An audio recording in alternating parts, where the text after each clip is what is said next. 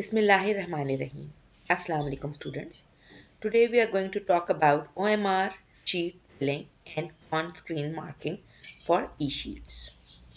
Middle board के इस letter के मुताबिक on-screen marking होनी है सब्जेक्ट्स की English compulsory, physics, chemistry, biology, mathematics and computer science levels के लिए एसएससी यानी 9th, HSSC यानी फर्स्ट ईयर और second year. So all the students जो इन सब्जेक्ट्स के पेपर्स इस ईयर्स की इस साल दे रहे हैं उनके लिए ज़रूरी है कि इस बात को समझें. पहले थोड़ी सी बात OMR शीट्स की कर लेते हैं.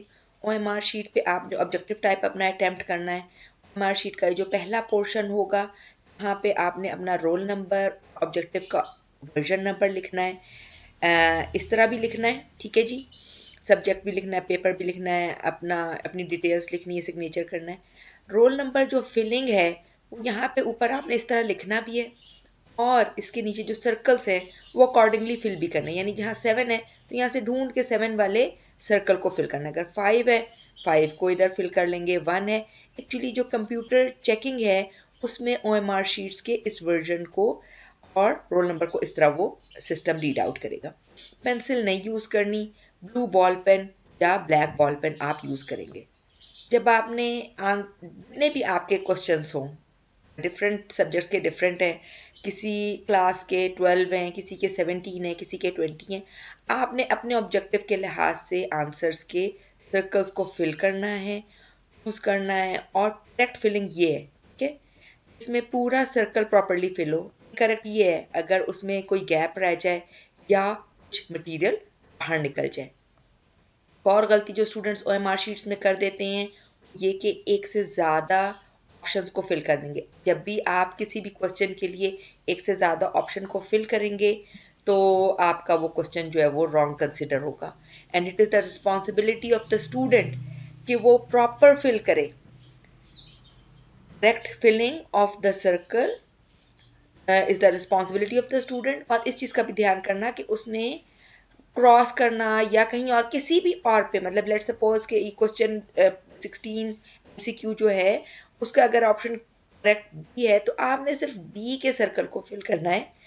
ए, सी और डी को हरगिज टच नहीं करना. कोई एक्स्ट्रा मार्किंग आपके OMR शीट के ऊपर ना हो, सिर्फ जो आपकी करेक्ट फिलिंग है वो आपने करनी है. We come towards e sheet. E sheet का भी रोल नंबर इसी तरह आप फिल करेंगे. Of examination, subject, paper, date, ये सारे नंबर आप यहाँ फिल करेंगे और यहाँ पे आप अपना रोल नंबर फिल करेंगे जैसे OMR शीट पे फिल किया.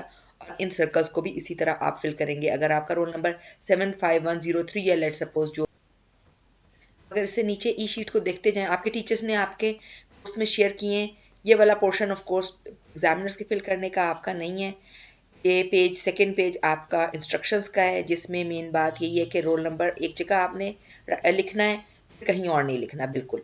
और रफ वर्क नहीं, आपने क्वेश्चन पेपर के ऊपर रफ वर्क बिल्कुल नहीं करना. और आपके लिए जो स्पेशल स्पेस है, अभी मैं पूरी चीज़ आपको दिखाऊंगी, वो आपने प्रॉपरली उस क्वेश्चन के अकॉर्डिंग सवाल को अटेम्प्ट करना है जवाब को. और जो आपको थर्ड अगर गौर से देखें यहाँ पे, attempt only requisite number of questions. सवालात मतलूबा तादाद के मुताबिक हल करें और जायद सवालात हल करने से इज्तनाब. आपका एक्स्ट्रा क्वेश्चन चेक ही नहीं होना, इसलिए आपने एक्स्ट्रा क्वेश्चन नहीं करना. और जो आंसर शीट है वो पूरी की पूरी आपने वापस करनी होगी पेपर के बाद, और कोई पेज उसमें से रिमूव नहीं करना. किसी किस्म का कोई चीटिंग मटेरियल, कोई written text material, books, computer, calculator, mobile phone लेके जाने की इजाज़त नहीं है. और किसी इधर उधर किसी और के पेपर को भी नहीं देखना. कोई स्मोकिंग और किसी किस्म की डेंजरस चीज़ लेके जाने की इजाज़त नहीं एग्जामिनेशन हॉल में. और पेपर शुरू होने के बाद आपको 1 घंटे के अंदर तक, ऑब्जेक्टिव के लिए जो टाइम है वो रिस्ट्रिक्टेड है. फिर सब्जेक्टिव भी आपने 1 घंटा, जब सब्जेक्टिव को हो जाएगा उसके बाद आप एग्जामिनेशन रूम से बाहर निकल सकते हैं. आप सिर्फ ब्लैक बॉल पेन या ब्लू बॉल पेन यूज़ कर सकते हैं और डायग्राम्स के लिए पेंसिल यूज़ कर सकते हैं. You cannot use any sort of rubber or ink remover or correction fluid. बिल्कुल ये ममनू है. और ऐसे इसको जो इन्होंने कहा है कि ये टैम्परिंग कंसिडर होगा. और आपने एट द एंड जब आप पेपर कंप्लीट कर लें तो द एंड लेके आप रिमेनिंग पेजेस को कट डाउन कर दें. कि जी ये इंस्ट्रक्शंस उर्दू में लिखी हुई हैं, इंग्लिश में लिखी हुई हैं। अब ये देखें नेक्स्ट जो है ये ई शीट स्टार्ट हो रही है। आपका जो क्वेश्चन है देखें हर पेपर के पेज के ऊपर कोई स्पेसिफिक बार कोडिंग है। ये बार कोडिंग के अकॉर्डिंग बाद में जब आप पेपर सॉल्व कर लेंगे तो स्कैन किए जाएंगे ये क्वेश्चंस और स्कैन करके एग्जामिनर्स को सेंड किए जाएंगे फॉर चेकिंग। इसलिए आपके पास जो लिमिटेड स्पेस है इसी में आपने करना है। ठीक है जी। हर शॉर्ट क्वेश्चन के लिए आपको 15 लाइंस प्रोवाइड की गई हैं और आइडियली देखें इंस्ट्रक्शन में भी लिखा होता है शॉर्ट क्वेश्चन के सेक्शन के ऊपर कि आपने 3 to 4 लाइंस में लिखना। अब किसी की राइटिंग बड़ी है तो चले 3 to 4 लाइंस बढ़ के कितनी हो जाएंगी 15। आपने कोशिश करनी कि आप क्वेश्चन देखें, एक तो आपने क्वेश्चन नहीं लिखना, क्वेश्चन नंबर नहीं लिखना, हेडिंग देने की भी जरूरत नहीं है क्योंकि अकॉर्डिंग टू द पेपर आपने क्वेश्चंस को फिल करना है। एग्जाम्पल के तौर पे मैं आपको ये मॉडल पेपर बायो का जैसे दिखा रही हूँ। इसका सेक्शन बी है, क्वेश्चन 2, इसमें टोटल कितने आप हैं देखें, देयर आर टोटल 10 पार्ट्स। ठीक है जी। 2 का 1, 2 का 2। अब आपने अगर 2 क्वेश्चन का जब आप सेक्शन बी कर रहे हैं तो ई शीट पे आपने 2 का लेट सपोज अगर 1 पार्ट नहीं करना, आपको नहीं आता, मतलब एक आपने पहले 5 मिनट इस चीज पे लगाएं पेपर रीड करने पे और देखें आपको कौन कौन से सवाल सही आते, उन सवालों को ही करें। सोच के समझ के दोबारा आप काट के नहीं कर सकते क्योंकि वही जगह है। मतलब अगर लेट सपोज आप क्वेश्चन नंबर 2 का पार्ट 1 नहीं कर रहे तो आपने क्वेश्चन नंबर 2 का पार्ट 2 करना है। वो आप किधर करेंगे, वो आप लेट सपोज आपने 2 का पार्ट 1 नहीं करना, आप ये जगह खाली छोड़ देंगे, फिर आप कुछ भी नहीं लिखेंगे। आप किधर लिखेंगे, क्वेश्चन नंबर 2 पार्ट 2। यहाँ पे आपका जो क्वेश्चन है एग्जामिनर को पता है उसको यही क्वेश्चन मिलना है। मोस्ट प्रोबेबली एक एग्जामिनर ने एक ही क्वेश्चन या कुछ क्वेश्चन चेक करने, तो उसको पता है कि क्वेश्चन नंबर 2 का पार्ट 2 क्या है। आपने इस जगह पे उसी के आंसर को लिखना है, इसलिए यहाँ ना क्वेश्चन नंबर लिखने की जरूरत है आपको, क्वेश्चन दोबारा लिखने की जरूरत है, ना हेडिंग डालने की जरूरत है। ठीक है, direct to the point, concise words में, प्रिसाइज वर्ड्स में, पॉइंट वाइज करके लंबे लंबे जुमले, लंबे लंबे पैराग्राफ बनाने की आदत बिल्कुल छोड़ दें। एक्सप्लेनेशन ज़्यादा करने का कोई फ़ायदा नहीं है। की वर्ड्स के अकॉर्डिंग आपकी चेकिंग होती है। आप ध्यान से जो मटेरियल उस क्वेश्चन में रिक्वायर्ड है, कोई क्वेश्चन पूछ रहा है, let's suppose differentiate between true ribs and floating ribs, आपको हेडिंग्स डालने की नहीं ज़रूरत। आपने यहाँ पे फ्लोटिंग रिब्स और जो भी क्वेश्चन है, but ever the question is, आपने उसको यहाँ पे उसका आंसर अच्छी तरह मुनासिब लफ्ज़ों में बिला वजह की फजूल बातों के बगैर, फजूल हेडिंग्स डालने की ज़रूरत नहीं है। बस आप पॉइंट वाइज करके सिंपल शॉर्ट सेंटेंसेस में उन कीवर्ड्स को जो कि उस टॉपिक का मेन क्रक्स है, निचोड़ है, उसको आप आसान लफ्ज़ों में लिख दें। ठीक है, कोशिश करें कि ये जो डॉटेड लाइन है यहाँ से कैन की लाइन ये ख़त्म हो रही है, इसके करीब इधर ऊपर और इधर नीचे आपने नहीं लिखना। ठीक है, ये जो डॉटेड लाइन है 2 क्वेश्चंस के दरमियान में, ये स्कैनिंग के लिए लाइन है। आपने इस गिवन स्पेस में इस स्कैनिंग लाइन से इधर, स्कैनिंग लाइन से इधर आप ना लिखें, से इधर आप यहाँ से लिखना शुरू करें। ठीक है, बाहर ना ज़्यादा निकालें और इधर तक लिखें। ठीक है जी। अमूमन शॉर्ट क्वेश्चन जितने हैं वो आपके 4 लाइंस में नहीं तो 6 लाइन में नहीं तो 8 लाइंस में नहीं तो 10 लाइंस में पूरे हो जाए। सोच समझ के ध्यान से लिखें, फजूल बातें ना लिखें, मेन द पॉइंट बातें लिखें। अगर डायग्राम बनानी है यहीं पे आप डायग्राम बना लेंगे।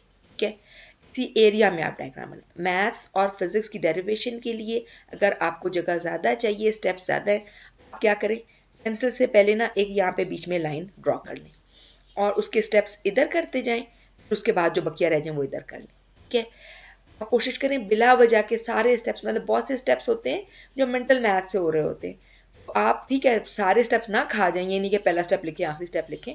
आपको ये देखें अगर बीच में आप लाइन लगाते हैं 15 लाइन्स इधर, 15 लाइन्स इधर, 30 लाइन्स शॉर्ट क्वेश्चंस के लिए ना। फिर आगे देखते जाएं कि अब क्वेश्चन नंबर 2 का पार्ट 3, क्वेश्चन नंबर 2 का पार्ट 4, क्वेश्चन नंबर 2 का पार्ट 5, क्वेश्चन नंबर 2 का पार्ट 6, क्वेश्चन नंबर 2 का पार्ट 7, क्वेश्चन नंबर 2 का पार्ट 8, क्वेश्चन नंबर 2 का पार्ट 9, यहाँ पे क्वेश्चन नंबर 2 का पार्ट 10। क्वेश्चन नंबर 2 फिर पेपर की तरफ आए, क्वेश्चन नंबर 2 के 10 पार्ट्स थे, आपने इसमें 7 पार्ट्स करने थे। लेट्स सपोज मैं एक पेपर की एग्जांपल दे रही हूँ, it's applicable for other papers as well. आपने जो जो इसमें से 7 अटेम्प्ट करने, उन 10 जो 10 मैंने आपको दिखाए उनकी जगह पे आपने उस जगह पे ही करना है जहां पे सवाल है। अगर लेट्स सपोज आपने पार्ट 2 किया है, पार्ट 4 किया है, पार्ट 5 6 7 8 9 किया, 10 छोड़ दिया, तो आपकी 1 3 और 10 की जगह खाली होनी चाहिए। ठीक है जी।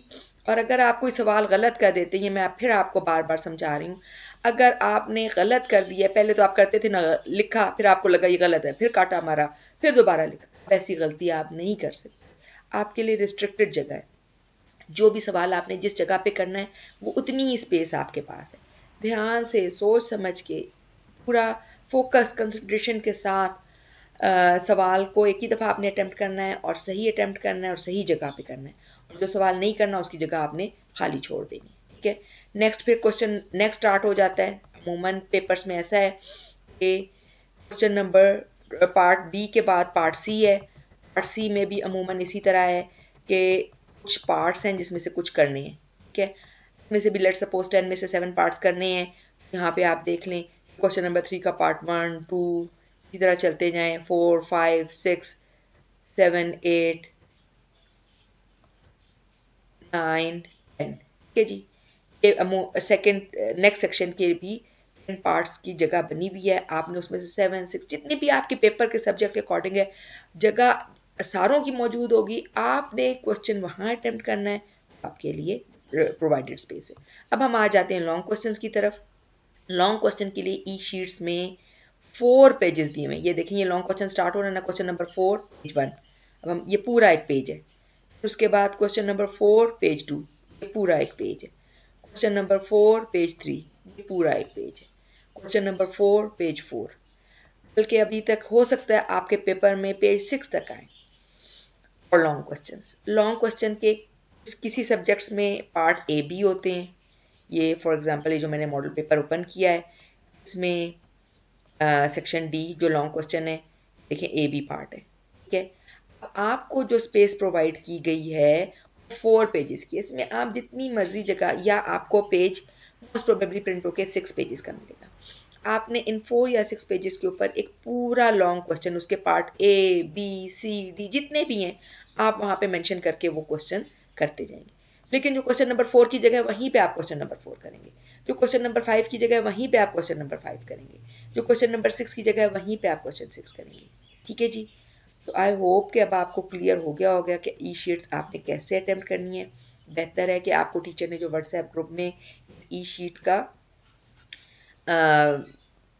PDF वर्जन भेजा है उसका प्रिंट करवा लें, फोटोकॉपी करवा लें और डिफरेंट सब्जेक्ट्स के लिए प्रैक्टिस कर लें। और जितनी आप प्रैक्टिस कर लेंगे आपको क्लियर हो जाएगा कि it is possible, it's easy. Just आपको थोड़ा ध्यान करना है, आप ये आसानी से इंशाल्लाह कर लेंगे। Best of luck for your exams. अल्लाह हाफिज़।